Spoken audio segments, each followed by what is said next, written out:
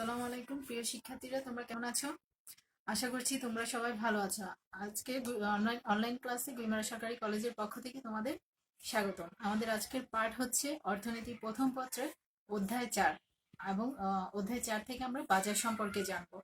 আজকে তোমরা এই অধ্যায় থেকে বাজার কি জানতে পারবে, বাজারের বৈশিষ্ট্য জানতে পারবে, বাজারের শ্রেণীবিভাগ সম্পর্কে জানতে পারবে। এখন আমরা বাজার কি এটা জানার আগে জেনে নিব বাজার ব্যবস্থা কেন উৎপত্তি হয়। অর্থনৈতিক কার্যক্রমের অন্যতম উদ্দেশ্য হচ্ছে উৎপাদন ও ভোগ পরিচালনা করা। উৎপাদনকারী বা ফার্ম উৎপাদিত দ্রব্য নির্দিষ্ট দামে বাজারে বিক্রি করে সর্বোচ্চ মুনাফা সর্বোচ্চকরণের প্রয়াস চালায়, আর ভোক্তা বা ক্রেতা নির্দিষ্ট দামে দ্রব্য ক্রয় করে ভোগের মাধ্যমে উপযোগ সর্বোচ্চকরণের চেষ্টা করে। এই উভয় কার্যক্রম পরিচালনার জন্যই মূলত বাজার ব্যবস্থার উৎপত্তি। এখন আমরা জানবো বাজার কি। বাজার বলতে সাধারণত কোনো স্থানকে বোঝায় যেখানে ক্রেতা বিক্রেতা প্রত্যক্ষভাবে দর কষাকষির মাধ্যমে পণ্য দ্রব্য কেনা বেচা করে থাকে। কিন্তু অর্থনীতিতে বাজার শব্দটি একটি বিশেষ অর্থ বহন করে। অর্থনীতিতে বাজার বলতে সাধারণত নির্দিষ্ট সময়ে নির্দিষ্ট দামে নির্দিষ্ট পরিমাণ পণ্য দ্রব্য ক্রেতা ও বিক্রেতার মধ্যে প্রত্যক্ষ পরোক্ষ দর কষাকষির মাধ্যমে ক্রয় বিক্রয় সংঘটিত হওয়াকে বোঝায়। যদি আমরা উদাহরণের মাধ্যমে বলি তাহলে হতে পারে সেটা তেলের বাজার, পাটের বাজার, স্বর্ণের বাজার ইত্যাদি। তেলের বাজার বলতে সাধারণত নির্দিষ্ট পরিমাণ তেল নির্দিষ্ট দামে নির্দিষ্ট সময়ে ক্রয় বিক্রয় হওয়াকে বোঝানো হয়। তাহলে বাজার কি আশা করছি তোমরা বুঝতে পারছো। এখন আমরা জানবো বাজারের বৈশিষ্ট্য কি। বাজারে কিছু বৈশিষ্ট্য আছে, যেমন এক,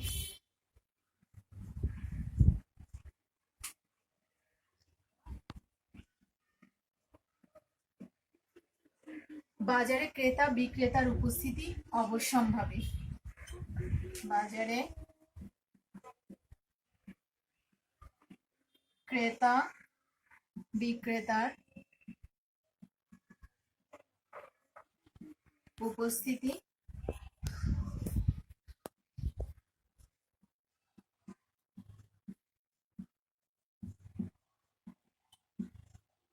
অবশ্যম্ভাবী। দুই, ক্রয় বিক্রয়ের জন্য এক বা একাধিক দ্রব্য থাকে। ক্রয় বিক্রয়ের জন্য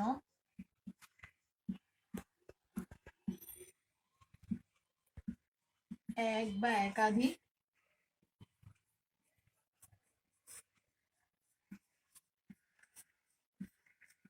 দ্রব্য থাকে।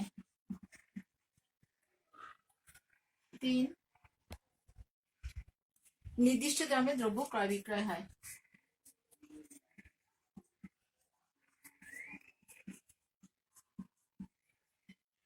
দ্রব্য ক্রয়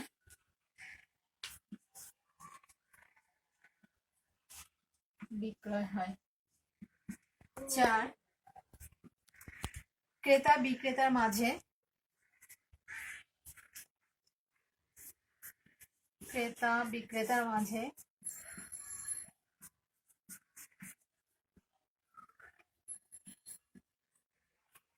অবাধ প্রতিযোগিতা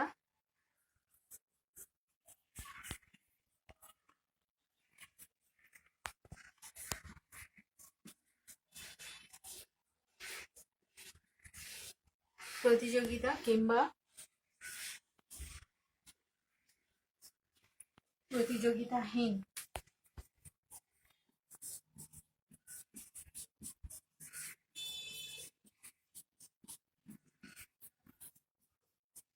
প্রতিযোগিতাহীন ভাবে দ্রব্য ক্রয় বিক্রয় হয়।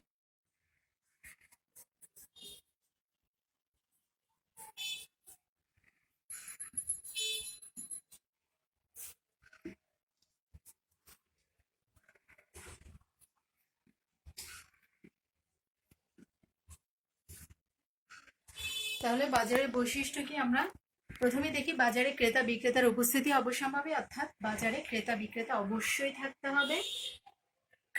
ক্রয় বিক্রয়ের জন্য এক বা একাধিক দ্রব্য থাকবে। নির্দিষ্ট দামে দ্রব্য ক্রয় বিক্রয় হয় এবং ক্রেতা বিক্রেতার মাঝে অবাধ প্রতিযোগিতা কিংবা প্রতিযোগিতাহীনভাবে দ্রব্য ক্রয় বিক্রয় হয়। এটা হলো বাজারের বৈশিষ্ট্য। এখন আমরা দেখব বাজারের শ্রেণী বিভাগ এবং প্রত্যেক প্রকার শ্রেণী বিভাগের সংজ্ঞা।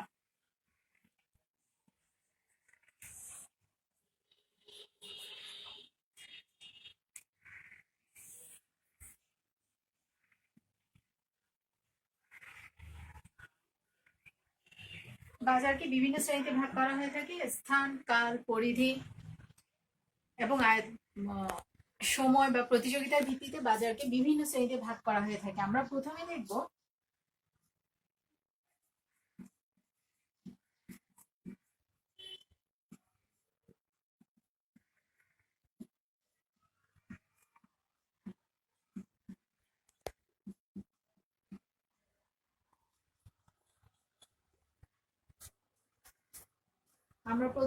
সময়ের ভিত্তিতে বাজারের শ্রেণী বিভাগ।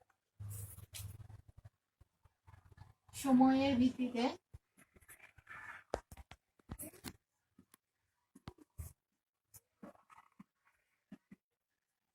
বাজারকে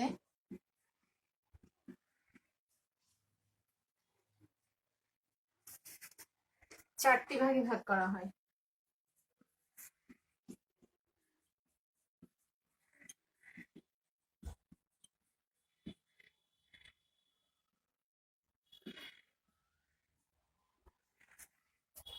যেমন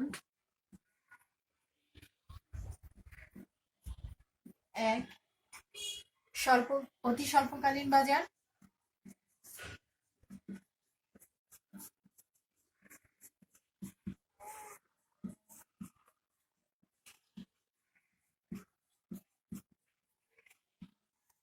দুই, স্বল্পকালীন বাজার।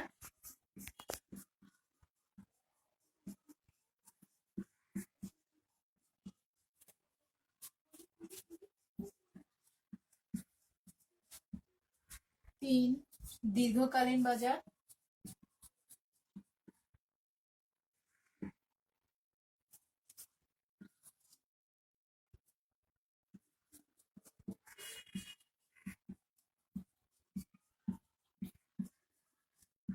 এবং চার, অতি দীর্ঘকালীন বাজার।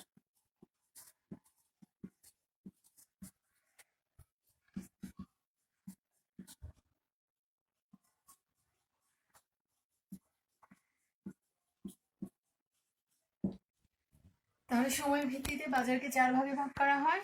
এক, অতি স্বল্পকালীন বাজার। দুই, স্বল্পকালীন বাজার। তিন, দীর্ঘকালীন বাজার। চার, অতি দীর্ঘকালীন বাজার। এখন আমরা জানবো অতি স্বল্পকালীন বাজার কাকে বলা হয়। অতি স্বল্পকাল বলতে খুব অল্প সময়ের জন্য যে বাজার সংঘটিত হয় তাকে অতি স্বল্পকালীন বাজার বলা হয়।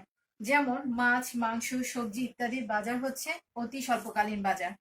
আর স্বল্পকালীন বাজার বলতে এমন বাজার কাঠামোকে বোঝায় যেসব বাজার কয়েক সপ্তাহ থেকে কয়েক মাস পর্যন্ত স্থায়ী হয়ে থাকে। যেমন শাড়ি, লুঙ্গি, চাদর ইত্যাদির বাজার হচ্ছে স্বল্পকালীন বাজার। এবং স্বল্পকালীন বাজারে চাহিদার সাথে দামে সামান্য পরিবর্তন হয় এবং যোগানেরও সামান্য পরিবর্তন হয়ে থাকে। দীর্ঘকালীন বাজারে উৎপাদনকারী ফার্ম বা বিক্রেতা স্থির এবং পরিবর্তনশীল উভয় উপকরণ নিয়োগ বাড়িয়ে চাহিদা অনুসারে যোগান দিতে পারে। এই ধরনের বাজারকে দীর্ঘকালীন বাজার বলা হয়। এবং এই দীর্ঘকালীন বাজারে দাম নির্ধারিত হয় চাহিদা যোগানের সমন্বয়ের মাধ্যমে। দীর্ঘকালীন বাজারে দাম নির্ধারিত হয় চাহিদা যোগানের সমন্বয়ের মাধ্যমে।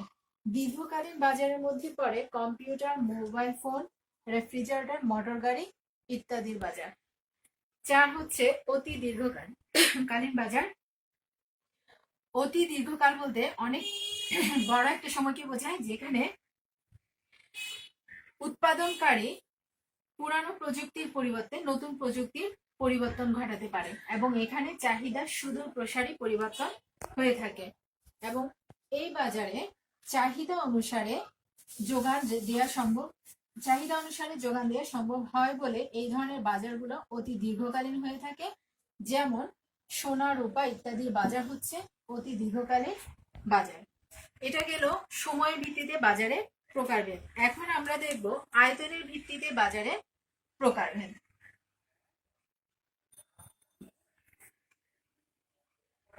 আয়তনের ভিত্তিতে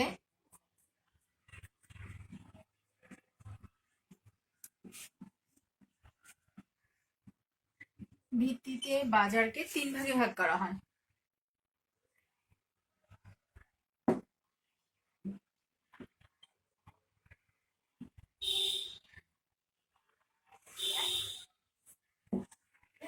এক, স্থানীয় বাজার।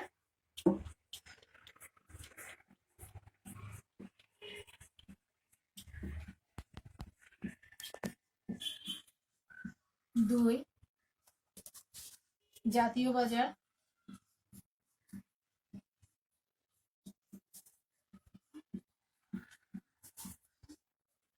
তিন, আন্তর্জাতিক বাজার।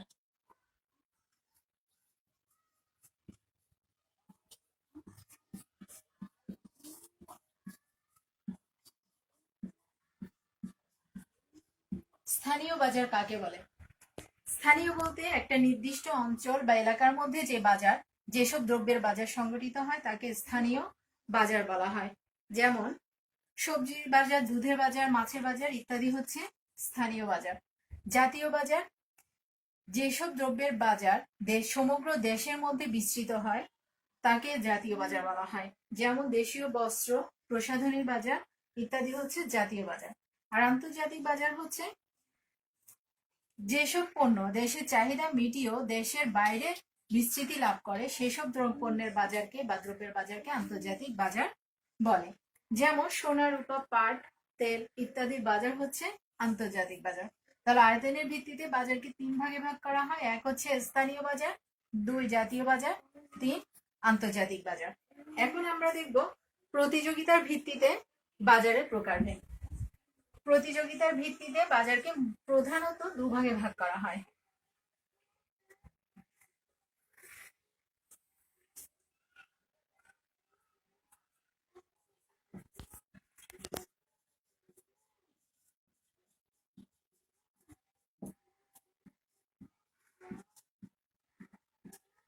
বাজারকে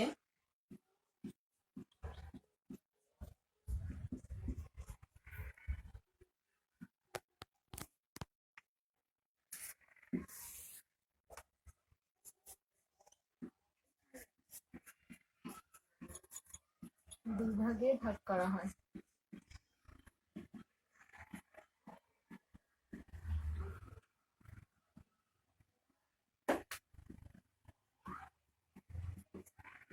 যেমন এক, পূর্ণ প্রতিযোগিতার বাজার।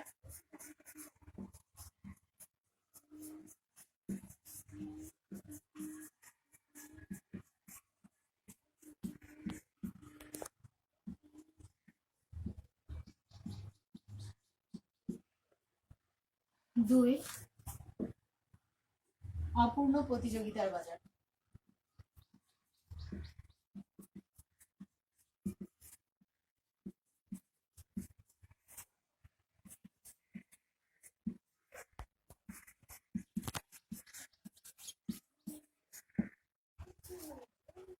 অপূর্ণ প্রতিযোগিতার বাজারকে আবার বিভিন্ন শ্রেণীতে ভাগ করা হয়। এক,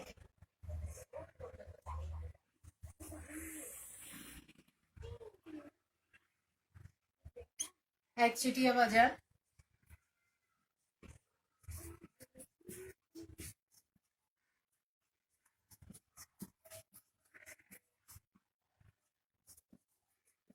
বা মনোপলি বাজার,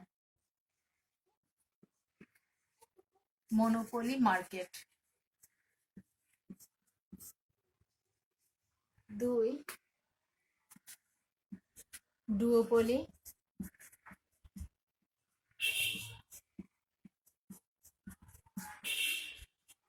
বাজার।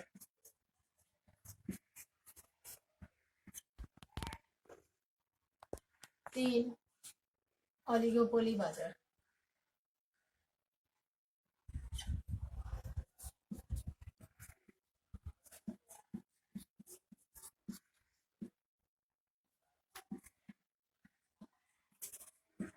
মনোপসনি বাজার।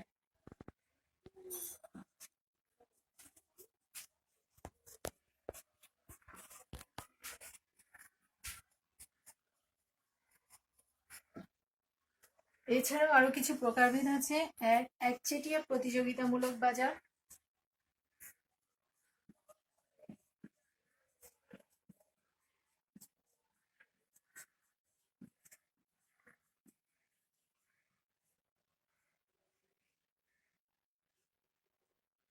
প্রতিযোগিতা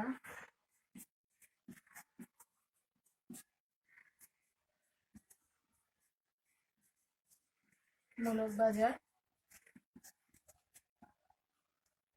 দ্বিপাক্ষিক একচেটিয়া বাজার।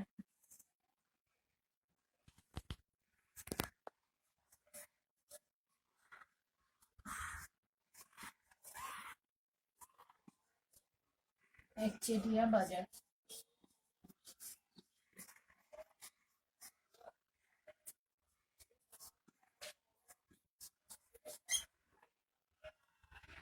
প্রতিযোগিতার ভিত্তিতে বাজারকে প্রধানত দুভাগে ভাগ করা হয়। এক, পূর্ণ প্রতিযোগিতার বাজার। দুই, অপূর্ণ প্রতিযোগিতার বাজার। অপূর্ণ প্রতিযোগিতার বাজারেও বিভিন্ন প্রকারভেদ আছে। একচেটিয়া বাজার বা মনোপলি মার্কেট, ডুওপলি বাজার, অলিগোপলি বাজার, মনোপসনি বাজার। আবার একচেটিয়া প্রতিযোগিতামূলক বাজার এবং দ্বিপাক্ষিক একচেটিয়া বাজার। এখন আমরা জানবো এছাড়াও অপূর্ণ প্রতিযোগিতা বাজারের আরো কিছু প্রকারভেদ আছে, এগুলো আমরা পরে জানবো। এখন আগে আমরা জানবো পূর্ণ প্রতিযোগিতার বাজার কাকে বলে। পূর্ণ প্রতিযোগিতা বলতে যেখানে এমন এক বাজার কাঠামোকে বোঝায় যেখানে ক্রেতা বিক্রেতার সংখ্যা থাকবে অসংখ্য এবং ক্রেতা বিক্রেতার মধ্যে প্রতিযোগিতাও থাকবে। প্রতিযোগিতার ভিত্তিতে পণ্যদ্রব্য ক্রয় বিক্রয় হবে এবং পূর্ণ প্রতিযোগিতার বাজারে সমজাতীয় দ্রব্য ক্রেতা বিক্রেতার মধ্যে ক্রয় বিক্রয় হয়ে থাকে। তাহলে পূর্ণ প্রতিযোগিতার বাজার বলতে বোঝায় যে বাজারে অসংখ্য ক্রেতা বিক্রেতা সমজাতীয় দ্রব্য নির্দিষ্ট দামে ক্রয় বিক্রয় করে থাকে তাকে পূর্ণ প্রতিযোগিতার বাজার বলা হয়। আর অপূর্ণ প্রতিযোগিতার বাজার, অপূর্ণ প্রতিযোগিতা হচ্ছে পূর্ণ প্রতিযোগিতার বিপরীত অবস্থা। অর্থাৎ পূর্ণ প্রতিযোগিতামূলক বাজারে যেসব বৈশিষ্ট্য দেখা যায় তার একটার অনুপস্থিতি ঘটলেই তাকে অপূর্ণ প্রতিযোগিতার বাজার বলা হয়। এই বাজারে প্রতিযোগিতা খুব একটা বেশি দেখা যায় না এবং এখানে ক্রেতা বিক্রেতার সংখ্যা থাকে, তবে অসংখ্য ক্রেতা বিক্রেতা থাকে না। অপূর্ণ প্রতিযোগিতার বাজারের প্রকারভেদের মধ্যে রয়েছে একচেটিয়া বাজার বা মনোপলি মার্কেট। মনোপলি মার্কেট, মনো শব্দের অর্থ হচ্ছে এক আর পলি শব্দের অর্থ হচ্ছে বিক্রেতা। মনো শব্দের অর্থ এক, পলি শব্দের অর্থ বিক্রেতা। অর্থাৎ একজন মাত্র বিক্রেতার বাজারকে মনোপলি মার্কেট বা একচেটিয়া বাজার বলা হয়। একজন মাত্র বিক্রেতার বাজারকে মনোপলি মার্কেট বা একচেটিয়া বাজার বলা হয় এবং ক্রেতার সংখ্যা থাকবে অসংখ্য। ডুওপলি বাজার, ডুও অর্থ দুই আর পলি অর্থ বিক্রেতা, তাহলে দুজন বিক্রেতার বাজারকে ডুওপলি বাজার বলা হয়। দুজন বিক্রেতার বাজারকে ডুওপলি বাজার বলা হয়। অলিগোপলি বাজার, গ্রিক শব্দ অলিগোস থেকে, অলিগোস শব্দের অর্থ হচ্ছে, গ্রিক শব্দ অলিগোস এর অর্থ হচ্ছে মুষ্টিমেয়, আর পলি শব্দের অর্থ আমি আগে বলেছি, পলি শব্দের অর্থ হচ্ছে বিক্রেতা। অর্থাৎ মুষ্টিমেয় বিক্রেতার বাজারকে অলিগোপলি বাজার বলে। মনোপসনি বাজার, মনো অর্থ এক, সনি অর্থ ক্রেতা, একজন ক্রেতার বাজার। মনো অর্থ এক, সনি অর্থ ক্রেতা, অর্থাৎ একজন ক্রেতার বাজারকে মনোপসনি বাজার বলা হয় এবং এই বাজারে বিক্রেতার সংখ্যা থাকবে অসংখ্য। একচেটিয়া প্রতিযোগিতামূলক বাজার, একচেটিয়া প্রতিযোগিতামূলক বাজার বলতে এমন এক বাজার কাঠামোকে বোঝায় যেখানে একচেটিয়া বাজার এবং পূর্ণ প্রতিযোগিতা বাজার এই উভয় বাজারের সমন্বয়ে থাকবে এবং এই বাজারে ক্রেতা বিক্রেতা সমজাতীয় দ্রব্য উৎপাদন ক্রয় বিক্রয় করে থাকে, কিন্তু দ্রব্যগুলোর মধ্যে সামান্য পার্থক্য থাকে। তাহলে একচেটিয়া প্রতিযোগিতামূলক বাজার হচ্ছে একচেটিয়া বাজার এবং পূর্ণ প্রতিযোগিতামূলক বাজারের সমন্বয়। দ্বিপাক্ষিক একচেটিয়া বাজার, দ্বি মানে দুই আর পাক্ষিক মানে দুটা পক্ষ। দ্বি মানে দুই, পাক্ষিক মানে দুটা পক্ষ, অর্থাৎ দুটা পক্ষের বাজারকে দ্বিপাক্ষিক একচেটিয়া বাজার বলা হয়। অর্থাৎ এই বাজারে এক পক্ষ থাকবে ক্রেতা, আরেক পক্ষ থাকবে বিক্রেতা। তাহলে দ্বিপাক্ষিক একচেটিয়ার বাজার হচ্ছে দুটা পক্ষের বাজারকে, এক পক্ষ হচ্ছে ক্রেতা আরেক পক্ষ হচ্ছে বিক্রেতা, এই ক্রেতা বিক্রেতা এই দুই পক্ষের বাজারকে দ্বিপাক্ষিক একচেটিয়া বাজার বলে। তাহলে আমরা দেখলাম প্রতিযোগিতার ভিত্তিতে বাজারকে প্রধানত দুভাগে ভাগ করা হয়, পূর্ণ প্রতিযোগিতার বাজার, অপূর্ণ প্রতিযোগিতার বাজার। এবং অপূর্ণ প্রতিযোগিতার বাজারের মধ্যে বিভিন্ন প্রকারভেদ আছে, একচেটিয়া বাজার, ডুওপলি বাজার, অলিগোপলি বাজার, মনোপসনি বাজার, একচেটিয়া প্রতিযোগিতামূলক বাজার এবং দ্বিপাক্ষিক একচেটিয়া বাজার। আশা করছি তোমাদের আজকের পাঠ বুঝতে কোনো সমস্যা হবে না। আর যদি বুঝতে কোনো সমস্যা হয়ে থাকে তোমরা ইনবক্সে আমার সাথে যোগাযোগ করবে। আগামী ক্লাসে আমরা আবারও বাজার সম্পর্কে আরো কিছু ধারণা নিব। আজকে এই পর্যন্তই, সবাই ভালো থাকবে। ধন্যবাদ সবাইকে।